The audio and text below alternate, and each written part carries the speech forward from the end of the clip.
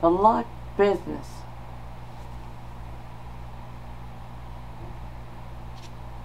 The devastating consequences and broken promises of America's gambling explosion. And this by Robert Goodman. Oh, for real. I was going to wait and talk about other things and just tell you the fuller explanation of it. But I gotta tell you, what I've seen on this,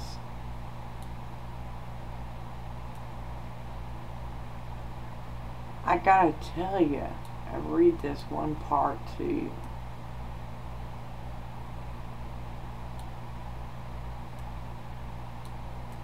Serious. And I hate having to mess with this thing to see if you can see me while I'm talking. Oh, that's such a pain. Anyway.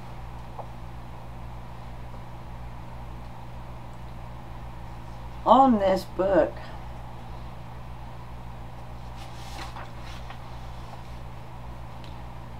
on page 151, it's called The New Speculators. This rise of popular speculation and gambling might at first seem the simple result of more people with more income looking for ways of making still more money.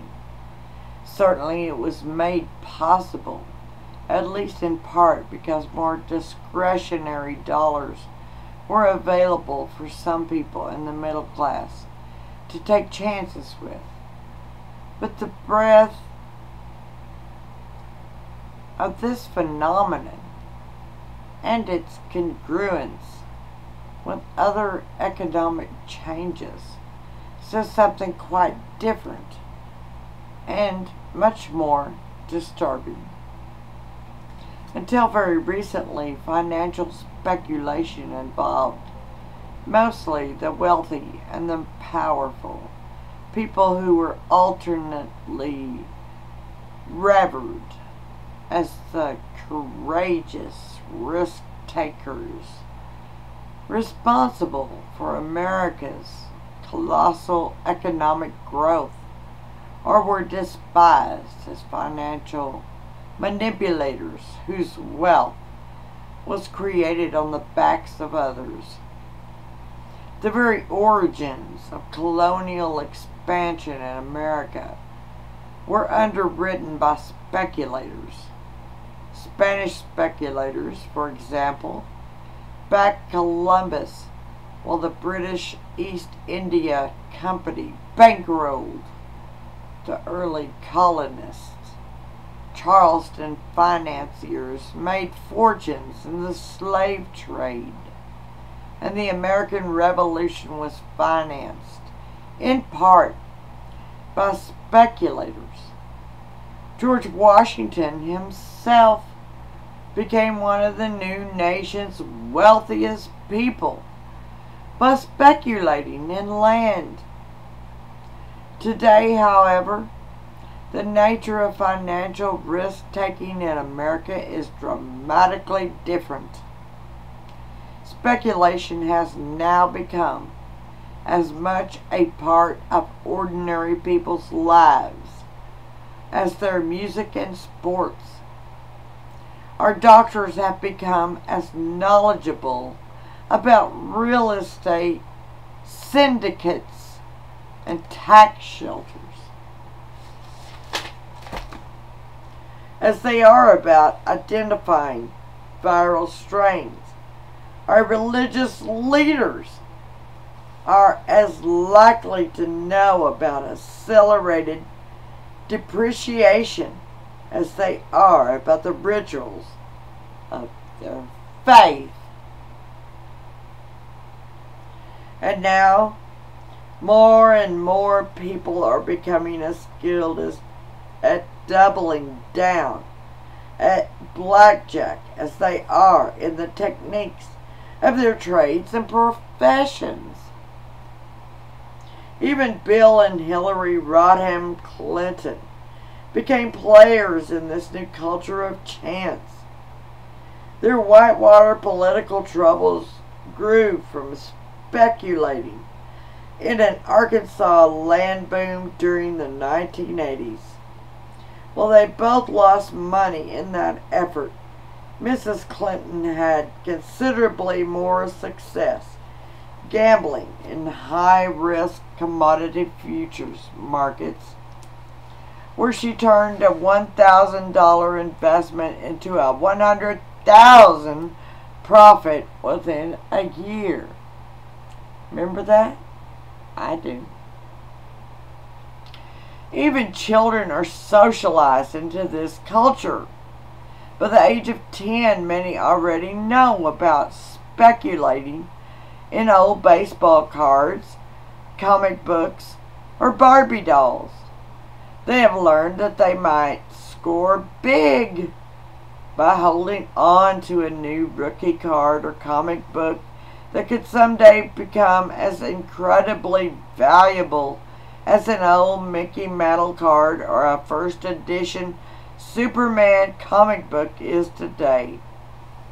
In 1992, while General Motors, IBM, and other major corporations were struggling to avoid red ink and laid off thousands of workers, trading in baseball cards alone generated revenues of more than $4 billion. Can you imagine?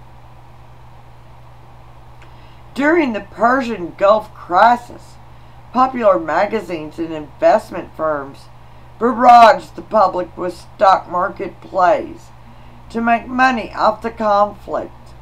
People were advised to buy the stock of companies that made oil exploration equipment and sell those that required cheap oil for profits.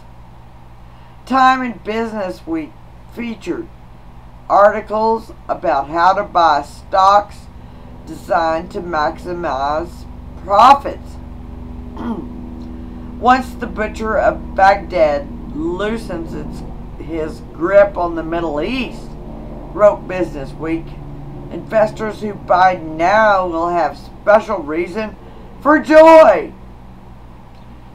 One coin trading company at the time bizarrely advised that a war in which an enemy might use chemical and nuclear weapons in America was an opportunity for potential profit for savvy investors.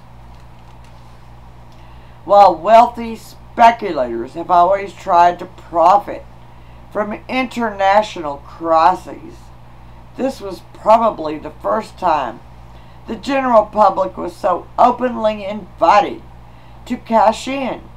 Millions of small investors found themselves in the schizophrenic position of wanting to avoid a war in Iraq, while at the same time positioning their investment to profit from it. So I'm asking you, anybody that reads this book and sees what's been happening, do you agree with this? This is just one bit of the book that I thought very important. And this is The Luck Business by Robert Goodman. And I have more to talk about on it, but I'm not finished with it yet. I had to put this here because gamblers, when they gamble all their lives, well, how can they say how their lives are going to end? I mean, that's just a big gamble, isn't it? To be a gamble. So we'll see. And I'll bring more back on this book when I'm finished. Have a great night.